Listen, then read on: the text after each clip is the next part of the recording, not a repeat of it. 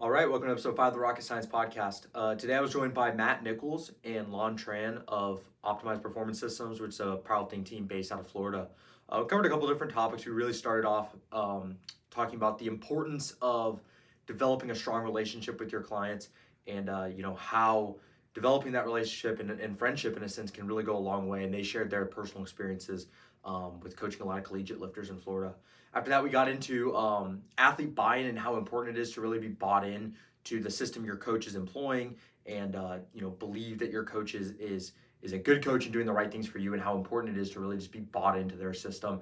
And after that, we just kind of covered neuroticism, and we just kind of shared a couple different reasons why we think neuroticism is so common in powerlifting, and how we can navigate those behaviors as coaches to how we can navigate, I guess, communication with our athletes and manage those neurotic behaviors and thoughts. So if you enjoy this episode, leave a like on YouTube, 5-star rating on Spotify. You can leave a comment on both as well if you have any questions, or just reach out to me personally on Instagram. And as always, both Matt and Lon's information is going to be in the description below on both YouTube and Spotify. All right, how are we doing? Good. How you Can't doing? complain, my man. Can't complain. Thanks for coming on. hmm So we're going to kind of touch on some lifter psychology stuff here. And we'll start off with coach-client relationships. So I think the first thing that just generally, would come to mind is, obviously we have clients, they're paying for a service, but you are going to form a friendship, a relationship of some kind, whether that's, more professional with some people where it's just strictly very professional, very much centered around whatever needs to be said for coaching purposes, for powerlifting specific purposes, and then sometimes that's going to branch off more so to, sometimes full-fledged friendships. So I don't know if someone wants to start just kind of talking about um, just client relationships in general, or in the relationship between an athlete and a client. Um, so I think especially for me and Lon, we started our coaching business in through a university. So we are like not officially, but basically the head coaches of University of South Florida Powerlifting, our club.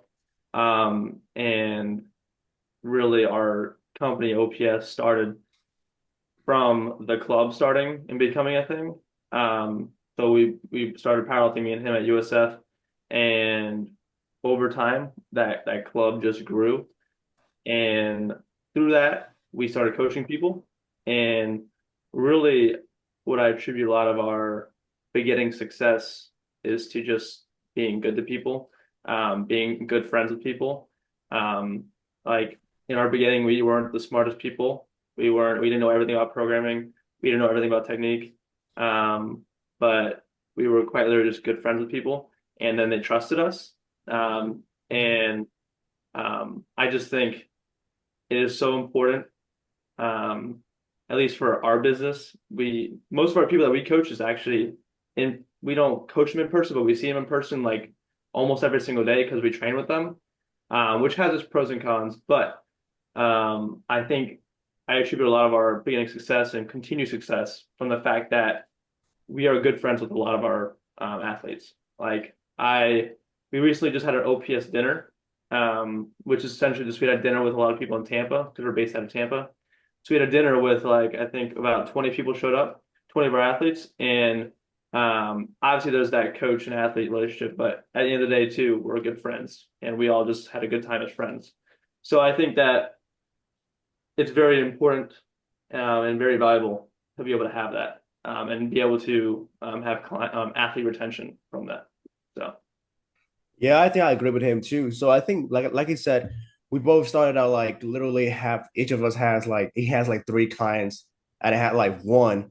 And this was for my best friend. Well, like one of my best friend, close friend that he's now um is working in different countries. So we would just like talk about like, hey, so I saw Matt started coaching people. I was like, yo, like so we've been in sport for a little bit.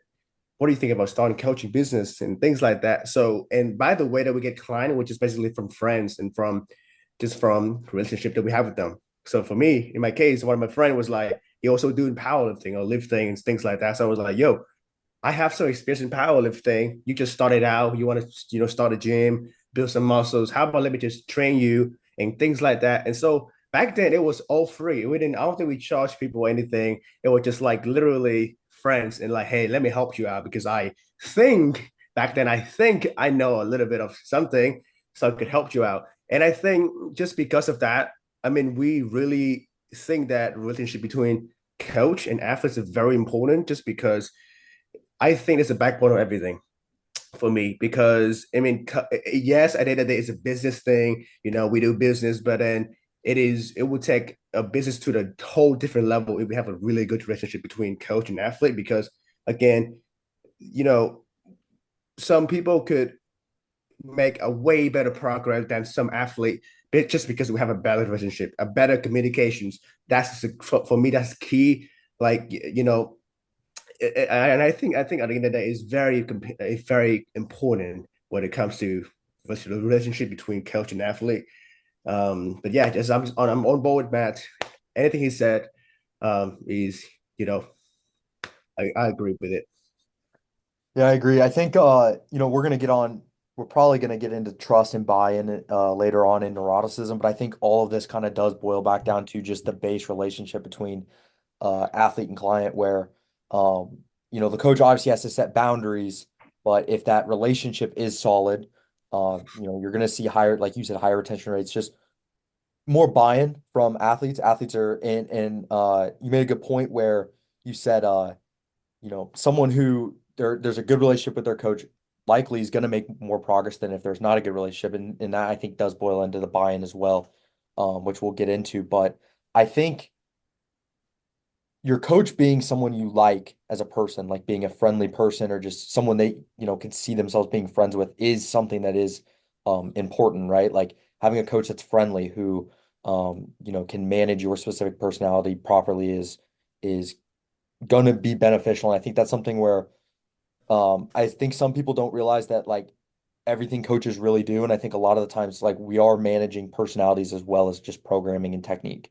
We are managing, I think that's more of a personal training idea, but we still have to be aware of that where, yes, we're not in person talking to um, clients. And in your guys' case, you guys are a little bit more, but you're not in person coaching someone directly, but throughout the communication at the daily level or weekly or whatever it is you do, we're still managing those emotions. We're managing the people behind the actual programming and training. So I think that's something that's sometimes overlooked is building that solid relationship, and that's all gonna kind of lead back into the trust and the buy-in.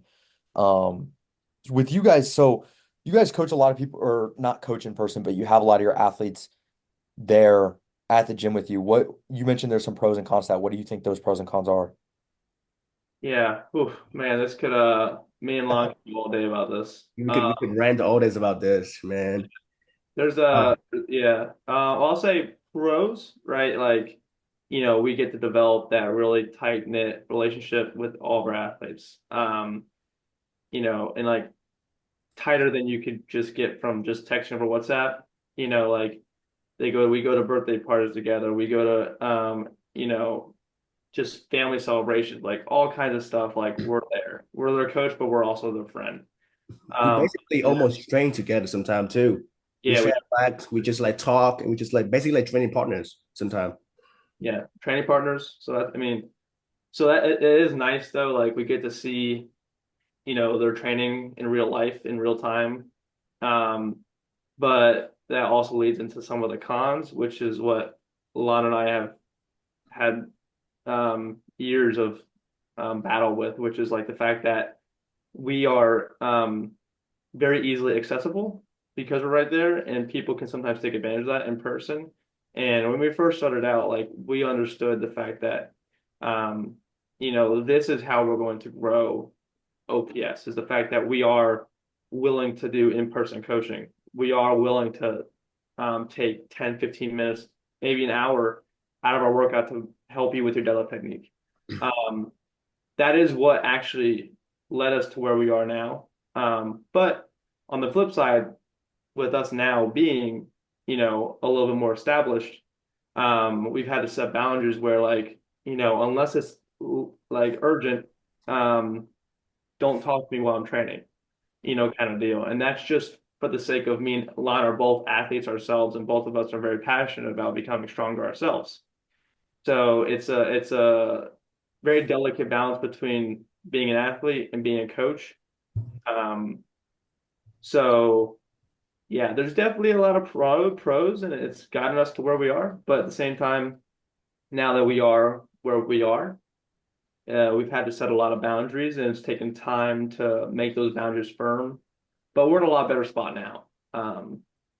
But it just came down to, like you said, setting boundaries is really, really important. But yeah, I would say holistically, if someone watching is like, you know, for most people, how they start is through like knowing someone in person. Like most people like don't just like start a online coaching business and just grow like crazy. Typically, I see like it starts in person and then you can transition online. I would say helping people in person is really valuable, especially in the first couple like your growing phases. But eventually, you need to set boundaries. But going out of your way and being selfless can really be very beneficial to growing your business in the beginning stages. Yeah. And yeah, I'm agree. I mean, that's probably how we grow as a whole thing as well. Because I mean, first of like I said, like in the beginning, we each has like three clients per person, and I had like one or two. So back then we had a lot of time to just help them to like, hey, can you check out my squat tech? What do you think about my sets? What do you think about my RPE? What do you think about my depth? And things like that. We had time back then to like show them like, hey, yeah, those are good, those are bad, or whatever it is. But now each of us has like up to 10, if not, I think Matt has like 20. And imagine 20 people come to you at once and talk to you, ask you questions, and there goes your training, right? So we, like I said, like we also an athlete and we also want to get better at the same time. We are a coach and an athlete at the same time. So it's sometimes that boundary need to be, set, um, you know, in between us. We're like, hey, if this is important, then they'll talk to me. If this is something that you can text me, I'll take a look at it later, because we have that communication, outside of just in person as well. So, well, I agree 100%. Pros and cons. Pros is communication. I mean, relationship. Not a lot of coach and athlete out there, that they can train in the same gym, the same environment, and can have their coach look at you, look at them in like real life, like us. But so cons at the same time is sometimes they just think that we are, in-person training 24/7. So they just ask questions all the time and without thinking that they might interrupting our set or our training session and things like that. But again, like I said, if it's important, if it's like a big PR, huge PR, like, hey, Lon, hey, Matt, can you come and look at my PR? I'm about to hit a big set of PR. Yeah, I'd be happy to. Matter of fact, I will leave everything and go there to watch you, because I mean, your success is my success. Like, I'll get hyped for my client if they are like hitting a big PR and then like they get emotional, because I will get emotional too, because I know how hard it is to get a PR nowadays, especially for me. I've been in the game for 5 to 6 years. It 5 pounds, 5 pounds, dude. Like, it don't matter how big your PRs are, 5 pounds, a chip, a 20 keys, whatever it is, I will celebrate the same thing. But if you come to me and ask me the question like, yo, take a look at my back downs, what do you think? I'm like, dude, there's you can text me. Like, that is not as important. I'm about to hit my big set. So there's like the pros and cons, but either way, we loving it. I mean, we loving it so far, of how we are. I think both you guys nailed the pros and cons, like echoed exactly what I would have said, because the first thing that came to mind when I asked the question was I think I only have two people right now who I coach that also go to the same gym as me. And then I have some other people who just go to another gym in Omaha. But the two I go to, I think being at the same gym as them, and I don't even see one of them very often, but it allows that additional connection you wouldn't normally get over like WhatsApp or Instagram or whatever, because it's in person, and it allows that, ability to just be a friend, just be a homie in the gym. Um, and then I think, you guys touched on the cons. It's not something I really see much with myself, just because, like I said, I only have two people who I coach that go to my gym. But like if I was at the other Omaha gym where I coach, like I think four, off the top of my head, I think four, that would probably be different. You know what I mean? That would maybe get a little harder. So I could definitely see how that's an issue. I think Andy has said that in the group chat before too, where he said, it can be an issue when you coach multiple people in the gym and, you know, it's you aren't a personal trainer. I will say I've had a few times. Well, one of the benefits with the people I coach at my gym is I like to be able to be there in person, um, on specific days to coach them in person a little bit because it has helped. So, like for example, one person, he was historically a high bar squatter, and then we moved him to low bar, and just grasping the idea of low bar was like very difficult. And like within a session, I could basically personal train him, spend like 15 minutes and direct him throughout his setup. And I guess like more quickly give more personal cues that I wouldn't be able to give over like WhatsApp or something like that because I just wouldn't be able to see from, whatever angle I needed to. And we quickly got the low bar down. And then another person with his deadlift setup, like me being able to be there in person. We're working on something like very unique with his deadlift and kind of his positioning off the floor, and me being able to be there in person. Like I'm able to quickly point out like, hey, we could try to, work on this a little bit more on the back downs or whatever. So I think it does, have its pros and cons as well. And I'd echo a lot of the same stuff you guys said. I'm just kind of in a position where I don't have as many people in the gym as you guys. So I can see how that's an issue, Yeah. when you coach 20 people at your gym. Yeah. No, I mean, to kind of relay off what you said, like I had an example recently, like just very recently, I took on an athlete just for this collegiate meet we had. He wanted to get coached by me. And, at this point, I'm like, I don't really do in-person coaching and all that much. Like, I have that firm boundary. But for him, he was relatively new to like, I wouldn't say powerlifting because he's powerlifted before, but I guess modern powerlifting training, which is like, he was doing like a very gym bro-esque high volume, everything, benching once a week and like benches with like the most like atrocious form, just the typical, I want to say gym bro.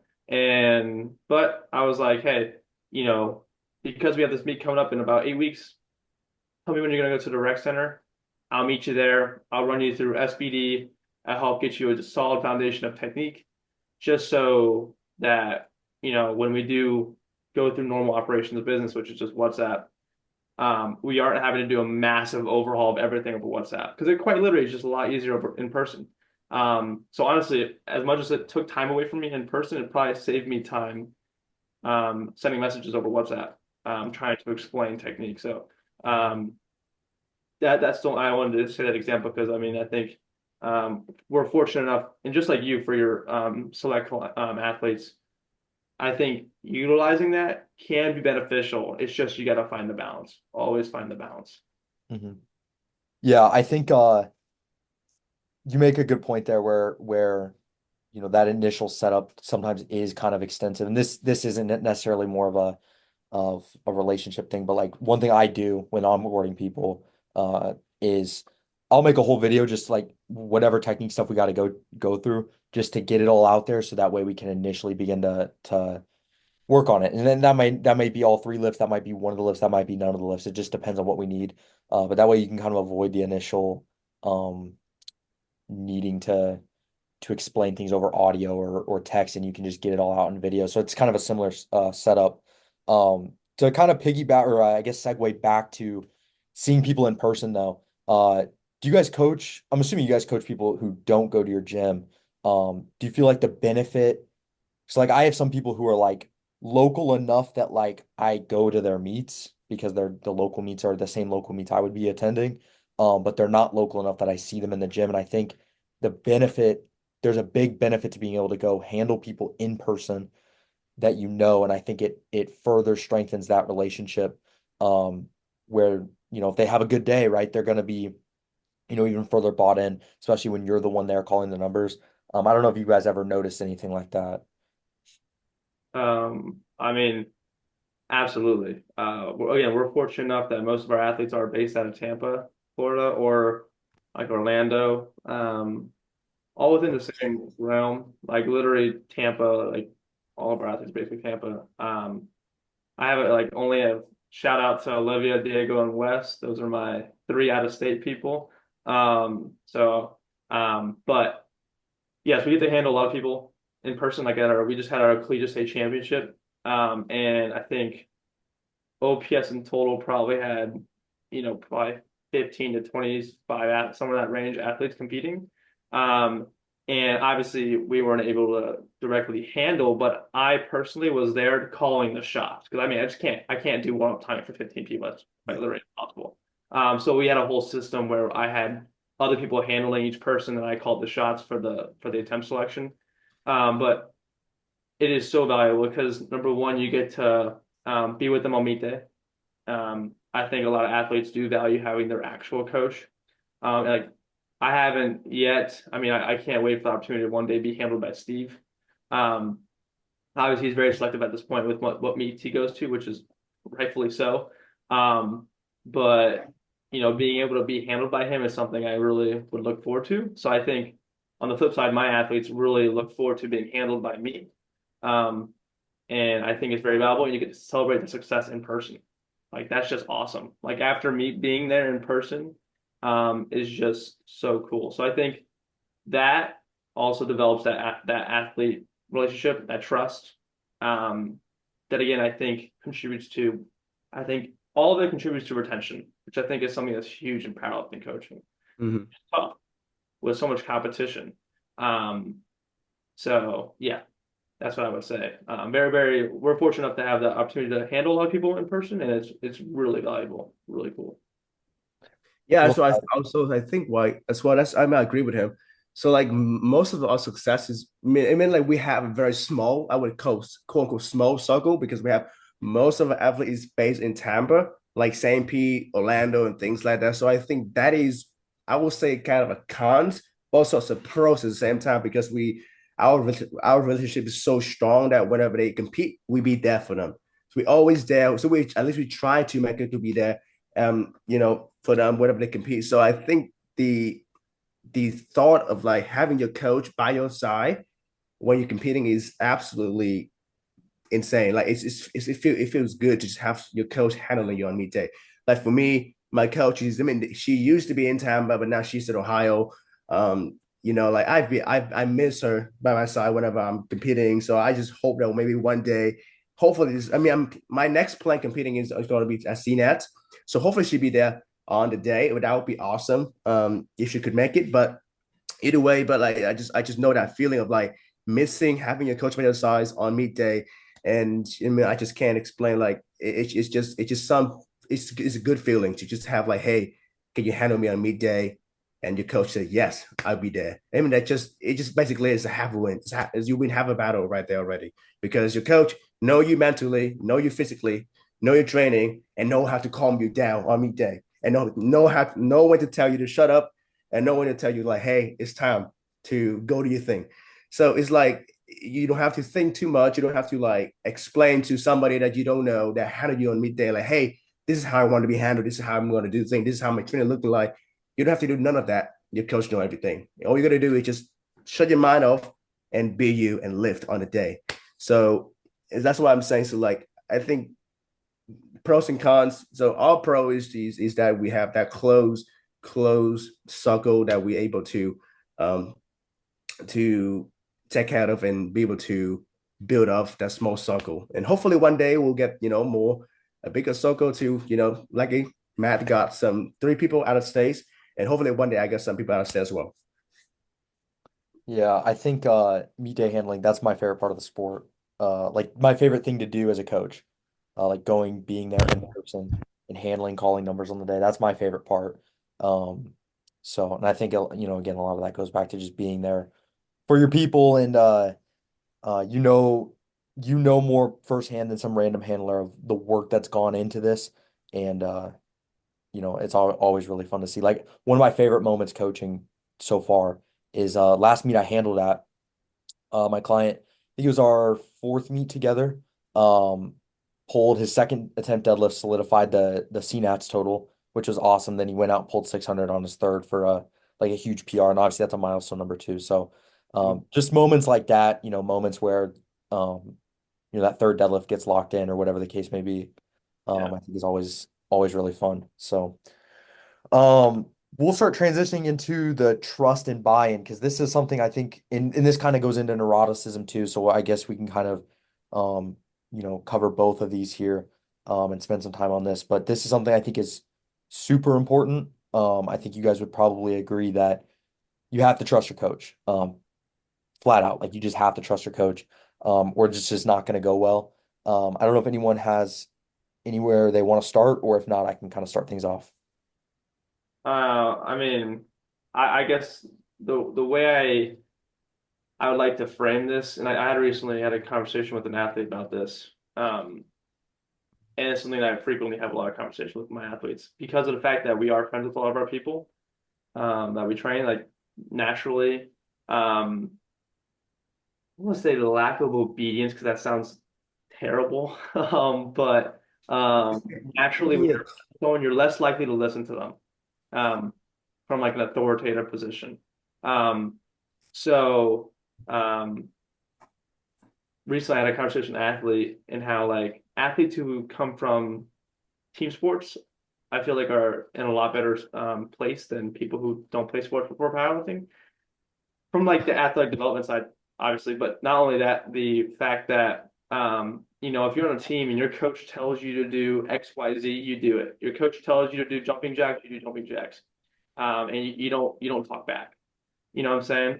Um, so I think something that is really important is like um, I think like Devin even sent a message today about Steve adding belt squat. And as much as Devin probably doesn't want to do belt squat because his knees about to explode or whatever. And at the end of the day, we know Devin will do it if Steve tells him to do it.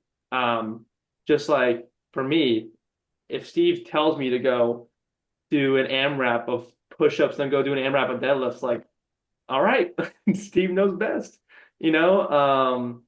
So I think that is something that is tremendously important is like quite literally just shutting up and doing what your coach tells you to do. Um, you may, obviously there's that space where like if you disagree with what your coach wants you to do, you can have a conversation about it. But at the end of the day, the line in the sand is with the coach.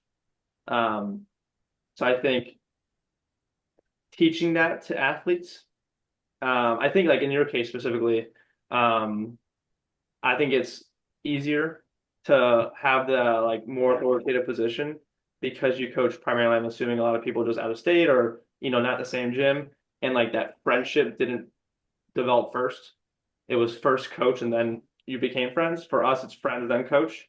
So for you, it's like, and not to say that it's easy for you, but it's easier, I would say, comparatively, just because like they don't know you like they know us. And naturally you can just say, hey man, just I want you to do this and you can't just do it. And for us it's like we're telling that to our friend and they're like, do I have to listen to him? He's kind of my friend, so I could probably just like not do it and he'll probably, be fine with it. So all that to say, I think something that is very important that comes down to just trust. It's just doing what your coach says, even if no matter what. Um, I think it's very valuable from an athlete perspective. Mhm. Take you a long way, I think, as an athlete. Yeah, I agree. Um, you brought up being friends first, coach second. And I feel like I've had some experiences with that where you do kind of need to tell people, hey, like, and Devin has talked about this too, but you do need to kind of let them know, hey, I'm your coach. When we're talking about powerlifting, I'm your coach, or when we're on WhatsApp, I'm your coach. Outside of that, obviously we're friends and whatever the case may be.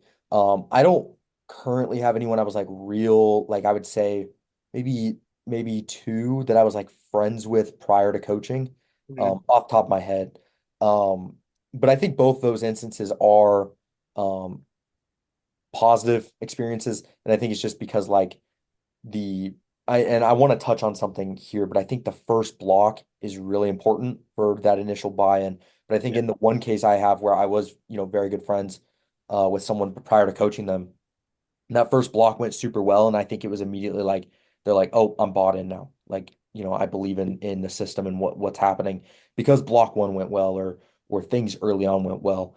But yeah, I think you guys do make a good point. That's something I think Devin has expressed having problems with in the past where, in something I have, had negative experiences with before is, it is hard to coach someone you're friends with. At least good friends with. Obviously, I think it's actually sometimes beneficial to coach someone who you might know.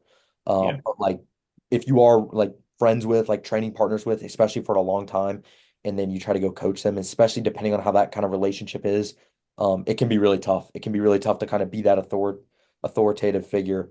I'm curious to know because I think I heard this in a podcast once. Do you guys know? So, what's your general age demographic? Do you guys coach anyone who's younger or older, than like maybe you guys are right now? I mean, for me, most of my athletes are about my age, about like 20. I mean, I have one 18. I think the oldest I have is probably perhaps 26. So like at anything, any age between 18 to 26, most about 22, 20, 23, I would say. I don't have anyone over 30 yet. Same here. I only have like maybe one person over 30, but This guy. this guy, yeah. But besides that, like, nah, mostly like 18 to 25. Do you guys notice any differences in, I guess, the use the word obedience before, I guess, I hate obedience that in a word. sense? Do you notice any differences by age where someone is, more likely to Oh, just put their head down and work versus ask questions or not ask questions, but more so almost talk back in a sense? you're about to make me jump out of my chair right now with all this, man. Yes. I did one guy, Coach Chris guy, freaking awesome dude. But like he has a full-time career in physical therapy. He's a coach himself. He coaches a few other people locally, but like dude from the get-go just works out, just does it. Like and in a block review form, he'll put suggestions of whatnot, and I'll feed into it sometimes here and there, but like never have I like had a problem with like having I'm the end decision. I make decisions. Like there's never been a problem. Versus coaching people who are like obviously 18 to 20 22.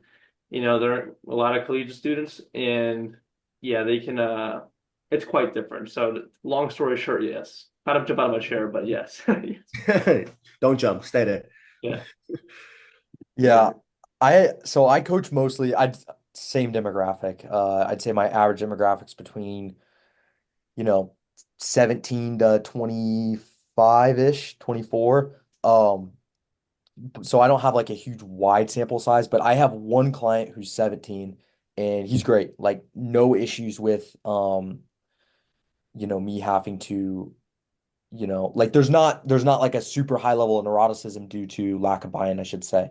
Where he's not like um super worried about different things or always questioning things or wanting to change things or not believing in what we have going on. So I haven't noticed that, but I've heard people say that younger clients can be a lot harder to manage. That it's just not been something I've noticed, but I think it's probably because most of my clientele is kind of in that age range anyways. So Yeah. just curious. um so obviously that first initial beginning point is when the buy-in's really building. But how important do you guys think it is to kind of be bought in a sense before you even inquire? Because I kind of have some opinions on this where I think that is actually really important. And I don't even think you should inquire with someone if you don't, at least to an extent, believe that like they're a good coach and they're going to be able to take care of you and do and help you make progress or whatever it is your goals are. But I don't know what your guys' opinions kind of are on that. Hmm. That's a fantastic point, the buy-in prior. I mean, I think I'll shout out a lot of the council members as well as some of the powerlifting now people. They all of you guys and alongside the powerlifting now coaches, I think do a great job of creating that initial buy-in. Like you yourself, Devin, Andy, TSP, Andrew, all of them, I think do a good job of like from info posts, right? Info posts, your meet recaps, your professionalism online. Talking about Steve, obviously he's just well known, but he has a good track record.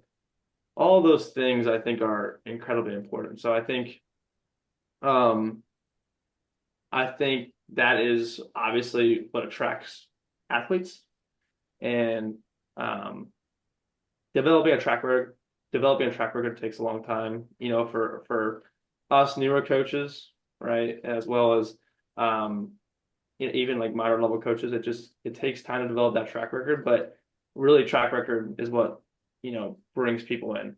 And then you gotta obviously you have the initial trust and then you really get them bought in through the first block. It's like a progression stage. So I think it's a very important end of the day. Luckily for me and Lon, like there wasn't really any competition within our area much. So like we were typically people's only like real coaching option. So I think we me and Lon are in a very unique situation. It's very unique because we are fortunate where like there's not a ton of competition within our specific school and there's plenty of market. So, we have a track record now, which is nice, but like even in some scenarios, I think a track record isn't even necessarily needed. Just dependent upon your competition area, right? Just basic facts. So, but yeah, initial buy-in is so important. Yeah, I agree. I think, you know, you guys are in a unique situation where like there isn't a ton of options, and I think that can, be of benefit because the fact that, people, your word of mouth's going to spread better, and then, you're going to have positive experiences with clients are going to have positive experiences with you, and then that's just going to help you grow. I think there's some instances though of like maybe some smaller, and you guys are in a very big market. And with everything being online, it's obviously, you can always go out of market and find a coach. But I've noticed areas that tend to have maybe smaller markets, where like, it might just be a random school somewhere or whatever the case may be. And you can tell like a coach gets off the ground, but maybe has trouble with that initial like retention rate due to the fact that maybe there wasn't that initial buy-in due to not really having a ton of options for coaching. But I think you nailed it where that initial like the marketing we all do, your info posts, your meet recaps, as well as just, positive word of mouth creates that buy-in. And I'll just use my experience with Devin. Like my first interaction with Devin, my first interactions, I should say, was just him helping me out as a coach, like him reposting my, info posts from, back in the day, or I like one time I asked him a question about cutting. One time I asked him a question about how do you make your info posts, and that's when I learned about Canva, things like that. But it was all of his content he was putting out, and as well as what was very clearly, positive things he's putting on his story, highlights and things like that, that really initially kind of established that like, okay, this guy I believe in, that he's a great coach. And with me coming from, being a coach, like the system is super important to me, where like I would probably have trouble buying in with someone who like is just programs way different than me and just would do things much different than I would. But his YouTube videos and stuff really established that for me. It's like, okay, hey, this guy, I can tell he came up on a lot of the same informational sources as me. He believes a lot of the same stuff as me. And even to this day, I don't think he's ever programmed something for me where I've been like, why would we do that? I don't think I've ever questioned anything programming wise at all or technique wise at all. So I think that initial buy-in is important, and I think you establish that through the professionalism online, through being at meets, through content you put out, and whatever it is, is your way to kind of market yourself, as well as positive word of mouth. So I think that initial buy-in is important, and I think that is, you probably shouldn't inquire with a coach if you know nothing about them, I think is a big one. But then I think in that initial 4 weeks, 8 weeks, 12 weeks, those first few blocks is really important for like establishing how the rest of the relationship's going to go. And I have or a YouTube video on like intro blocks and why I think they're important. But I think one of the big things is a psychological thing where if you can quickly figure out what's going on and get someone at least moving in the right direction with their training and trending positively, I think it immediately improves buy-in, improves belief in the system, rather than, you might spin your wheels for a few blocks. And I think it's a lot harder to really, for that athlete to trust their coach, I guess, is the big thing. So I think initial buy-in prior to inquiry is important, but I think also, that combined with the post, post inquiry initial onboarding steps and stuff is huge as well. Dude, I mean, I want to say this. I think I just thought about this, which I think was something very important too. I think your coaches is also very important too. That creates buy-in. So if someone looks at me and they know I'm coached by Steve, that initial buy-in increases by nature of just having Steve associated with me. And it doesn't even mean I'm a great coach. The fact that I'm associated with Steve, right? I could be associated with some of the best coaches and still be a terrible coach. But I think naturally that initial buy-in is increased just the fact that I'm coached by Steve Novi. Just like someone coached by Sean Noriega, right? Naturally they have an increased buy-in, or if you're a Joey Flex person, if you're coached by Joey Flex, So just like you being coached by Devin, Devin's been doing great with you. Devin has great clients. Therefore, you being coached by him helps your people buy into what you're doing. So I think it's just that domino effect, which I think is like, all of us in the council, we're falling in, we're one of the dominoes. We're falling under the influence of powerlifting now. And, we are then the next, hopefully, generation of coaches. And I think all of us being associated with good coaches helps that initial buy-in big time. Yeah, just networking. Yeah, absolutely. Networking is everything in life. Mm-hmm. Yeah, that's something I think, not to get too off topic, but I think that's something that's been super helpful for me over the last year. Because when I first came up, like my first year of coaching, I didn't really talk to any other coaches. There's not a ton in my area. And I didn't talk to a lot of coaches online. And then I began working with Devin, and that's when I was, put into the group chat. And, here we are now. I think it's been like a year now. So I think the networking is important, not even just with, your own coach or coaches you perceive as like maybe the tier above you, but your peers. I would say all of us are kind of peers, where, we're all looking to help each other out, help each other grow, help each other improve. And it's not like we're, no one's at that like Steve DeNovi level in a sense, if that makes sense. So, network with the people around you, I think is a big one. And again, that gets a little off topic. But yeah, that's been something that's been huge for me last year.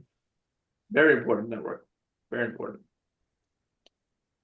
Did you have anything you wanted to add, Lon? Nope, that's about it for me. I mean, I think Matt talks almost about everything that I was thinking of. Networking, it's just the initial buying from him having a coach as a Steve DeNovi is actually the big buying when people like look at him like, hey, so my coach, he's being coached with Steve, and Steve one of the best coach in the industry, so he gotta know something about about powerlifting. So I think that's a big buy-in. Like I said to you as well, I mean, have Devin as a coach. Devin is a great coach, in my opinions. He's like also coached by Steve DeNovi, and the initial buying from you guys is like extremely strong. So I think, I mean, it's everything I was thinking of. Matt said that. You also said as well. So I think for me, that would be it. All right. Well, we'll get into neuroticism, and I guess we can kind of just start getting into managing personalities too. Because this is something I was talking about earlier, how, no, we're not personal trainers, but we are still managing people at the end of the day, even though you're not with someone in person. And I think that's a big personal training thing where, the relationship, the in-person, being able to actually communicate with people, just make small talk even is very important.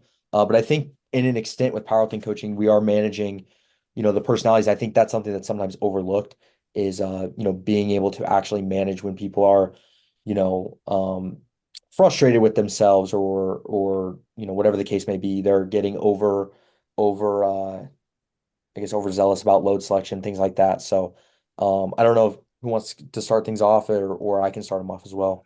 Well, I mean, talking about this, I have a lot of story about just lifter being lifter. That's the best way to put it. Lifter being lifter. I mean, being myself as a lifter, I am sometimes hard to control. Oh, yeah. Yeah, so I mean, I am. That's why they call me a Latimer for a reason. Animal, his animal. So yeah, I guess I mean I put so much effort into training. I put so much effort into the sport in general. I put so much love into it. So when I do something, especially for me, and if it's meant something to me, I put a lot of effort into it. And when I have a lot of like just big expectation on meet day, and when I don't get something that I've been training for, I'm very easily get frustrated. So it's something I'm also working on myself. And also, some of my athletes as well at the same time on meet day that will be overthinking. That'll be like, "Hey, Lon, my opener is a little bit low. I think we should increase it up by 5 pounds." I'm like, "Dude, 5 pounds won't make a difference. It's just an opener and things like that." Like, and then it's some question like, "Hey, why my back still feeling rough? How many ibuprofen should I take?" I'm like, "You just take 2 or 3. It don't matter. Just take some. You don't have to ask me exactly how many pills should you take on the day. Just take some. Maybe just be overthinking very, very small thing that you usually don't even think about in training." So it's most often when I tell them like, "Hey, on midday, like just be normal. Like don't do anything crazy, especially midday. I mean, you very easy overthinking about anything. Literally your meal. Like, what should I bring to midday? I'm like, dude, just whatever you eat before you go to the gym. Rice, beef, rice, chicken, noodles, chicken, whatever it is, just bring it to midday. Just make sure the fat is not high. Just don't bring Chinese food. Just don't bring, we from Florida, so we have Publix. Just I say we just don't bring pubs up because it doesn't have a lot of carbs in there. Most of them is just fat. Anything that you eat before you train that make you feel good, and things like that. So, but usually whenever I experience things like that, like when my lifter would be like freaking out, I use the word freaking out or overthinking about over some small things. I just said I'm like, "Hey, I mean, like, listen, I'm your coach. Just just chill out, relax. I know what I'm doing. I'll tell you what to do. On midday, just listen to me. Just listen to our attempts. We talk it through. We have the plan. Just don't try to go to a different scenario, a different plan that we already it's already there. Just go with the flow and just I'm here. I'm in your corner. I'm there. You hire me as a coach, so you trusted me with the program. So let trust me. I'll meet that as well. So usually I would tell them that, and man, I could go all day long about neurotic lifters because it's I mean me also a lifter myself, so I know there's a lot of things to talk about and yeah, I mean I'm a pass it too mad because if I'm just going to keep going nonstop. I think something Lon touched on, which I actually learned early on from his coach Tracy, which is I think very valuable. The last time to overthink is on meet day or in prep. Like that is the last time you want to be changing things. Sure, you're 2 weeks after the meet, you just competed, you're working on new technique. Sure, you can be a little neurotic, you can start overthinking a little thing, look at your technique, blah blah blah. But you know, lifters who are 4 weeks or out or under, just do what you've been doing. Unless it's like causing you pain or if it's significantly obviously, deviation from your normal technique. Um, just continue doing what you're doing. I think some people get too caught up and too neurotic on meet day or in prep about like, you know, XYZ, very small, minute details of a lift where their mental power should be focused on just producing force. I think Jake, you would agree that half of powerlifting, and Lon would agree too, like half of powerlifting is just quite literally just it's pretty simple. Like we're just lifting heavy circles off the floor. We're not really moving laterally or anything like that. We're just standing in one place, moving weight. And you should really just put a lot of energy towards pushing harder, trying harder, eating better, sleeping better, and like getting over neurotic about like a little technique thing where you are getting 2 hours of sleep a night. Like I think a lot of lifters got that backwards. I'll attribute Lon. I'll speak highly of Lon. This dude makes we live together actually, so you can't tell me and Lon live our lives exactly the same. We're the same person, just two different people. But this dude has every single night a freaking shake. I don't even know what in the world's in that shake, but it's like a lot of things: oats, milk, brew. I don't even know, but Dude, I'm every the single same. I And know man, what we like call there's them a the Bob Shake. he's having this damn shake. But he's dedicated as hell to his his recovery and like I think that's a very undervalued trait is like putting all your efforts and a lot of your eggs into like just focusing on recovery and producing force rather than like, oh my gosh, my hip shifted a centimeter to the right, my squat sucks. You know, like I just think that's not to say technique is not important and thinking about technique and all that is not important, but I think some lifters can get their focus in the wrong direction. You know what I'm saying? So I'm curious on what your thoughts are. Um, Yeah, Jake. so I think neuroticism, it's super common in powerlifting. And I'll admit, I'm a neurotic lifter.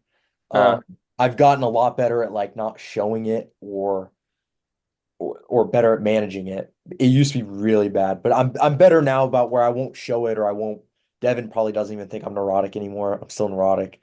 But I think yeah, I just keep my mouth shut and don't tell anybody. But I think powerlifting's easy to be a psychopath about with the small stuff because the sport is so repetitive. Like you said, we're yeah, doing squat, bench, deadlift. That's 90% of what we do. And from obviously from a technique standpoint, everything's extremely repetitive. But even from a programming standpoint, like if things are going well, I'll give you an example. My secondary squat day has been essentially identical for a year. It hasn't changed. We do sixes on the back downs every single week. It's a top pause, double or triple. It kind of alternates between blocks, just back and forth, and then a top set of six and a 2x6 back downs. And that is my secondary day. And it is really easy when you do the same microcycle or same session, um, as well as the same mesocycle like block layout, like pacing. It's yeah, very easy to sit there and say, well, what did I do last year for my pause triple at RB6 on week 2? Like it's yeah, really easy to just go back and we record everything, we throw it all on Instagram, and it's really easy to go find it. And I think that's something that is overly negative or usually negative. I think in a vast majority of situations, that is a negative. And I think that is something that like it's just really easy to do. It's really easy to compare yourself to yourself in the past. It's also really easy to compare yourself to others. And that's yeah, one thing I'm always telling people. I have, multiple instances of people comparing themselves to other lifters, whether it's people in their weight class or people, their friends who, are or are not in their weight class. But comparison in powerlifting is very easy to do. And I think it's generally usually a negative. I think there's times where it's a positive, and especially if it's like a friendly rivalry or you do use it as motivation, but like there's a lot of times that turns into um kind of negative feelings and negative outcomes in training. But like I said, the opposite is true where like I have a friend of mine who's getting in like this little friendly head-to-head battle at our state championships in January, and like I think that's probably benefiting him from like a motivation standpoint. And all those guys, there's like 4 or 5 of them all in the same weight class going to be going at it. And I think from them it's pretty beneficial. But I think it's just the sport is very easy to compare yourself, um, like I said, to either past performances of yourself, or to your competitors. I think that's overly negative. I don't know if anyone else has seen anything like that with the managing neuroticism where people just compare themselves, to past sets or whatever. oh, Oh, okay. Long, go ahead. Long, go ahead. well, yeah, well, talking about comparing myself. So, well, so fun fact that me and this guy, we are friends, but we are also enemy. At the same time, in the sport, within the sport of powerlifting, obviously a friendly enemy, right? I mean, we're not gonna be like, oh, I hate you here, and be like enemy and stuff like. Cause this guy has been beating me in the sport of powerlifting for the past few years, and actually since we started powerlifting, so he always out told me, he always outdotted me in the same weight class and everything. So I'm like, well, I mean, I can't let this guy beat me. Like, it's just no way. This guy Bill is just rough. He can't even hit depth on squat. Arms are small. Arms. He has literally, he looks like a normal dude walking around. Like, how can I just not beat him? So I'm just like, so and then it's just like a rivalry for me. I'm like, well, I'm gonna beat you one day. So I'm like, if this guy can do it, I can do it. So like I think the comparison, comparing you to somebody is, I think it could be a positive thing to you as long as you don't talk down to yourself. Like you cannot negative talk yourself, but only positive talk. Like only use that comparison to be like, hey, if he can do that, I can do that. If that guy can do that, I can't do that. But obviously, like, I mean, I do compare myself to like top level lifter. I'm not gonna lie to you, like Joe Bernstein, Russell, Taylor Atwood. Matter of fact, Taylor Atwood, because Taylor, I mean, but I don't look at them like, hey, I'm gonna squat as much as they do, bench as much as they do, or deadlift as much as they do. Because I'm like, for Taylor, I'm like, yo, do you only weigh 75? I mean, now he's 82. Either way, I'm heavier than him, right? Back then he was like 74. He benched like 4 plus, squat 6 plus, deadlift 7 plus. I'm like, well, I'm 82. Why can't I squat as much as him? He's he's literally a weight class below me. So I'm like, I'm using that as like a like a belief system. Like, hey, if a human can do this being natural, I can do this as well. But maybe I not as much as him, but there's a chance that I can do, if not close to what he does. So it's comparing myself to somebody that already achieved something that I would like to achieve is a great motivation for me to just, tell myself like, hey, that is possible. Like that is I can do that. Like there is no way I cannot do that. So I think comparing myself, I think lifter maybe as long as you don't negative talk yourself, you should compare yourself to people, to someone that you are looking up to. You are, want to achieve something that they have achieved in their life or in their career. I mean, I'm talking about not just like powerlifting. I mean, your career in general, your life in general, like something you want to achieve in your life, like your career, your just your anything, literally family. Like, look at that guy. He has a really good family, nice. He has like 3 kids, like a lovely family. I want to be him one day. I compare myself to him and want to be him one day. Like, hey, how can he build that? But I can't. So I'm looking up to him and do things like he does that so that one day I can be like him. I can be, live the life that I want to live like him. So I think comparing myself to somebody else that is better than me at the moment, I think it's a good thing. Like I said, as long as I don't negatively talk to myself and tell myself, hey, you suck, you can't do nothing, you still, whatever it is I'm telling myself. So I shouldn't be doing that, but use that as a motivating thing that to like wake myself every day before every set, telling myself that, hey, this is nothing. This is only X amount of weight. And you are fat. You are in a very fat weight class. There's no way you cannot do this. So I mean, it's just me. It's just me. That's how I look at things. And I mean, that's how I get stronger. Is that like sometimes because, like I said, like powerlifting is repetitive. It's also big thing. It's not physically, but also mentally as well. It's like when you're approaching something like 400 pound squat or 500 pounds, you're like, whoa, that's a lot of weight in the bar. I mean, like that's crazy. But at the end of the day, it's just 400 pounds. And you look at, sorry, and there's some guy that way less than you and squatting this, because there's no way you cannot squat this. So that mental thing is already broken. You break it right there. You're like, oh well, shut up. This you heavier, you look bigger. There is no way you cannot live this way. Like, there's literally no way. And that helps me to go through the set, small win adds up and things like that. So I think, yeah, I think comparing yourself to somebody else is a good thing, only when you don't negative talk yourself. Yeah, I agree. I think you can use that competition as a positive. Like I said with my friends who are doing that kind of little friendly rivalry going into states, I think that's probably benefiting most, if not all of them. But I think once it becomes negative where you are like panicking because you're not, you know, PRing as much as this person, or you're not as strong as this person, or they deadlift this and bench that or whatever, I think it can become negative. And I think something Brad Couillard said once that always kind of like stuck with me. I think it was him. I could be someone else who said this. I'm sure multiple people have said this, but I think I heard it from him. Is everyone's like on a different place in their journey. And something I've always really thought about is everyone progresses at different rates. You'll see lifters who, they have a few years where their progression's like pretty normal, or even maybe starting to taper off, and then they just blow up randomly, like 3 years into lifting. They catch their stride with their technique. Maybe they get with a coach and the programming lines up, or maybe they figure out their own programming, or their current coach figures their programming out, and programming technique, recovery variables, or just the life stress all lines up and things can really blow up. And then we see like the opposite, the more normal progression rate is, early on year one, you blow up, you get much stronger quickly, and then it slowly tapers off. But I've always told people like, you never know. You don't know in a year you could literally hit your stride and throw, 100 kilos on your total in a year and a half or whatever the case is. You just don't know what's going to happen. You could go up a weight class or whatever the case may be. So I think that's something I've told people before where they're stressed about like progress. And I think another thing too is people don't realize how much progress they're making. And I don't know if you guys have ever had this as a coach. I all the time sit down and go draw up like the attempt selection, and then it hits me like, whoa, we have put a lot of kilos on our total.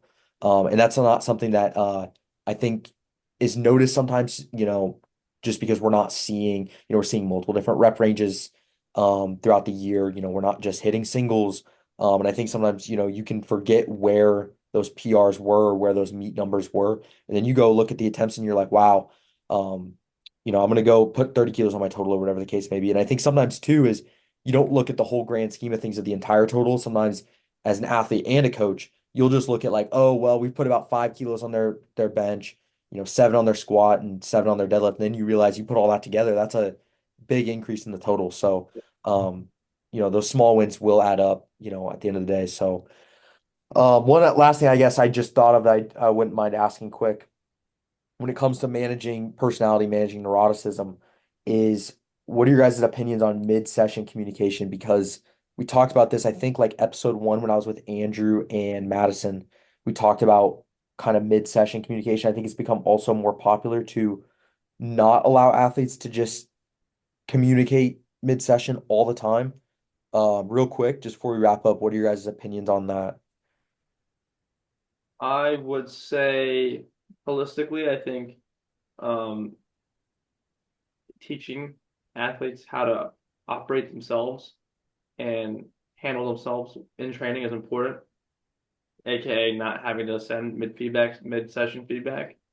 Um, and but I do at the same time, depending on the person, will not like shame someone for sending it, if that makes sense. Like if I know, again, we know the people pretty well that we train. If I know really how they operate and like how to elicit the best performance in the session and in the future sessions, I sometimes will allow it. I don't encourage it by any means.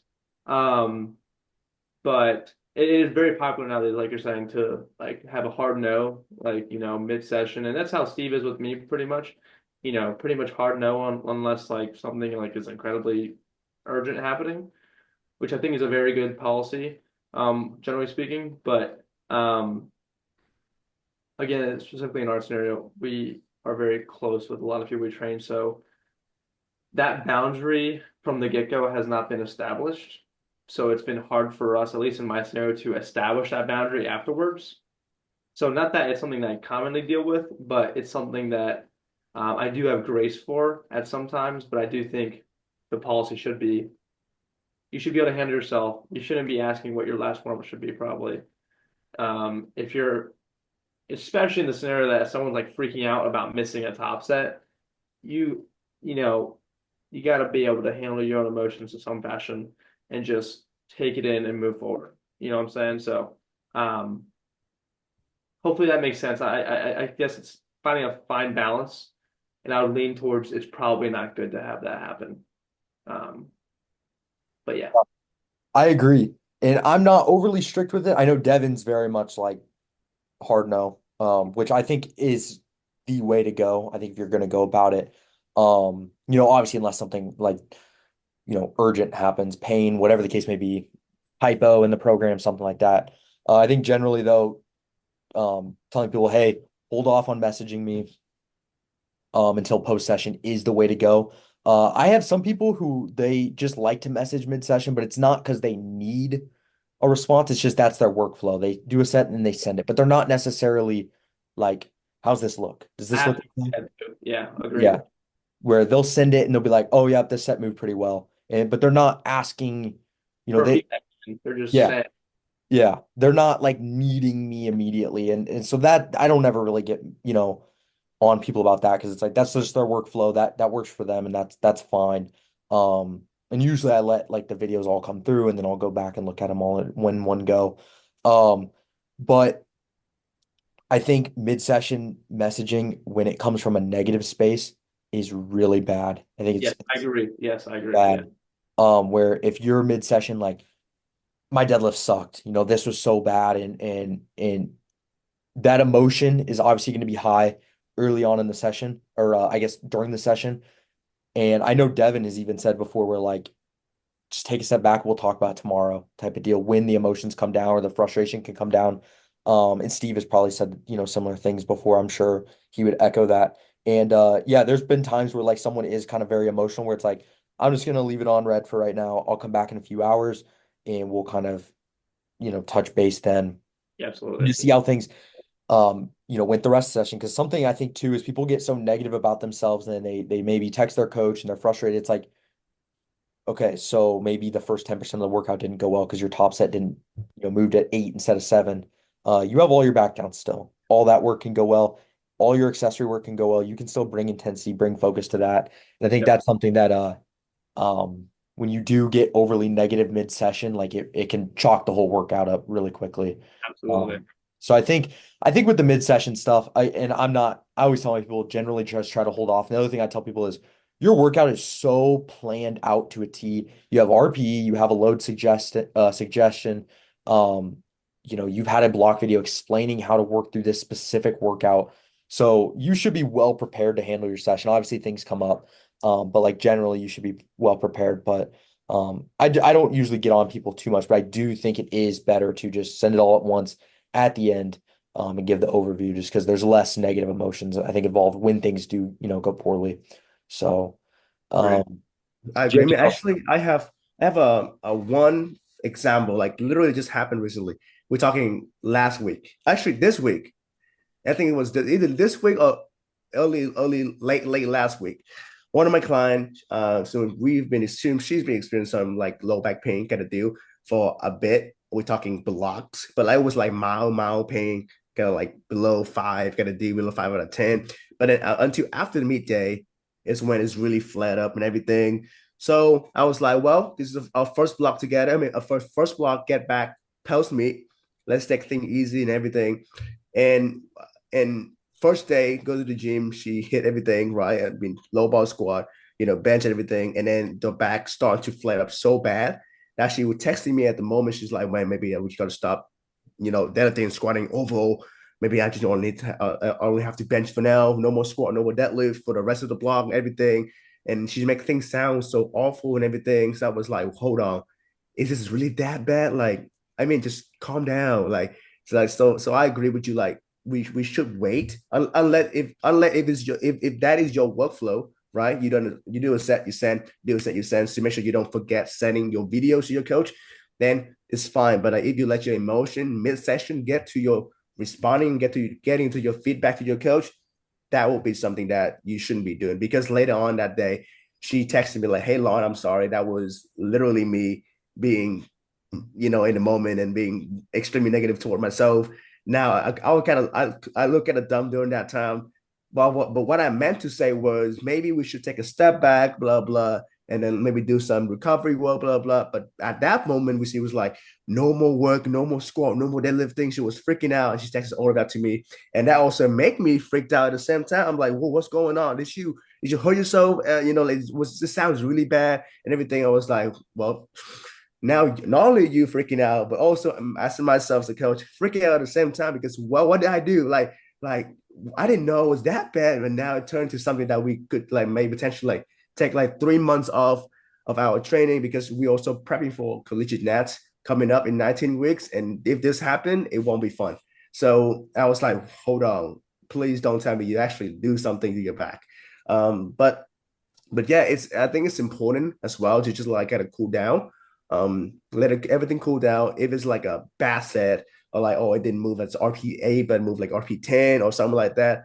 I mean, it's just some strength issue, then it can be weight, right? But like if it's something like, oh, there's pain, like you can call your coach, you can take the coach right away, like, hey, I mean, I feel pain, my glute, I feel pain, this, should I go up or should I just stay at this weight? And yes, those are important things, you should be addressed right away. But like if this thing like, I think I something, think that's valuable. That's actually a good point, real quick. yeah, That I think if someone's in pain and it's abrupt and you haven't been having pain, you haven't discussed how to address pain. I think responding mid-session and calling, like I had an injury one time, or not injury. Steve did not want me to say injury. I had Uh, a I try to hiccup, avoid the word injury. I try not to hiccup, say that. a hiccup. I yeah. go a hiccup. Yeah. Like I remember that Steve was on my butt about that. And I kept saying it on accident. I didn't mean to. I just kept saying it and he just kept ramming me about it. But I had a little back tweak mid workout and never experienced that like that before. And he literally calmed me down and he was very proactive and told me not to call it an injury. I'm not injured. I just had a little tweak, blah blah. Get back to work on Monday, and it worked out well. But he did respond mid-session at that point because at that point it's important to address those things. So I think that's a great point, Lon. That if you are an athlete, you are allowed to address your coach mid-session if you are literally in physical pain that you have not experienced before and have not dealt with before, to know how to address the scenario. So, but yeah, just want to mention that. I mean, that's also how me with my coach as well. I don't usually text them during the week. We only do a block, like not a block, like a weekly overview, kind of do at the end of the week. And I usually never text them during like midweek unless there is something extremely important, like, hey, I think I have an injury or I have a tweak or whatever it is. And should be No saying, injuries allowed. I have a no injury allowance. I have a hiccup in training. Then I will call, I will text her and things like that. And she knows that I don't text her often, but when I text her, it's something that I need to be addressed and she would, answer the phone and things like that. But like I also understand that the importance of just like if you text somebody, you shouldn't be wasting their time. Yes, they're your coach, things like that, everything. But like something that if you can work it out yourself, you should do that. But if something is way more important, like you get hurt and things like that, something that needs to be addressed instantly, then yes, pick up your phone, call your coach or text your coach or whatever it is. I would actually encourage my lifter to call me right away if they get hurt during the training. Be like, hey, I think I have this hiccup going on. What should I do? Yes, I would love to address that right away rather than like waiting a day later, be like, hey, Lon, yesterday in the session during that last set, this is what happened. And I kept pushing because I didn't know what to do. And I'm like, why did you call me? Now, what could have been a 3 days recovery now is turning into a 3 weeks recovery. So I mean, like, and things like that. I mean, you should know as a lifter to when to call or your coach or when if that scenario is need to be addressed instantly or that could be wait until like hours later and things like that. Yeah. Yeah, I agree. I've had a similar thing with Devin where like I hurt my adductor mid-session, text him, hey, tweaked my adductor. He gave me a drill. Adductor was fixed, at least for the remainder of the session type thing. So, I think there's obviously benefits and that's something I'm communicating or you should probably be communicating with people where, you know, if you need me and there's an emergency, definitely reach out. I will encourage you to reach out. So I think that's a good spot to end. You guys are going to be at CNATs. Yes, we will both be at CNF. Yeah, I'll be coaching, So competing. Did you guys go last year? Yeah, we did. Yeah, that's our primary, I guess, national level competition. I think I'll have one or two people at Raw Nats this year, but primarily it's CNATs for us Yeah. right now. Yeah. I'm going to try to go to CNATs.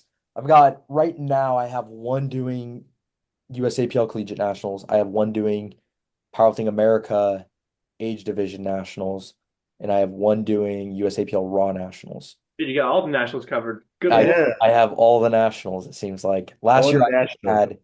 think last year I don't think I had anyone CNATs. I just had a Raw Nationals. So I did go to Raw Nationals last year. So I'm planning on going to CNATs. We'll obviously see how things shake up, and that's a little while now. But The that's council, we could hopefully all meet up if we all go. Or I don't know if anyone else is going. I'm I mean, sure I think Devin would go. TSB would go for sure. he yeah. would.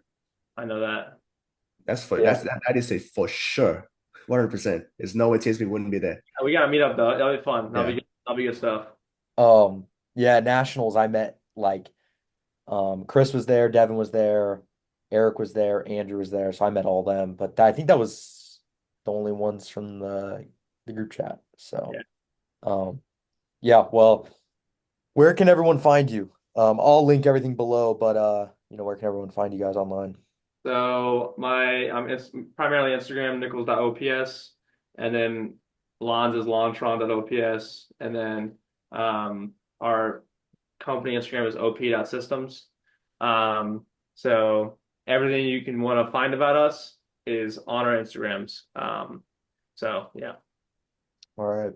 Well, thank you guys for coming on. Anything. So yeah. Yeah, All right. thanks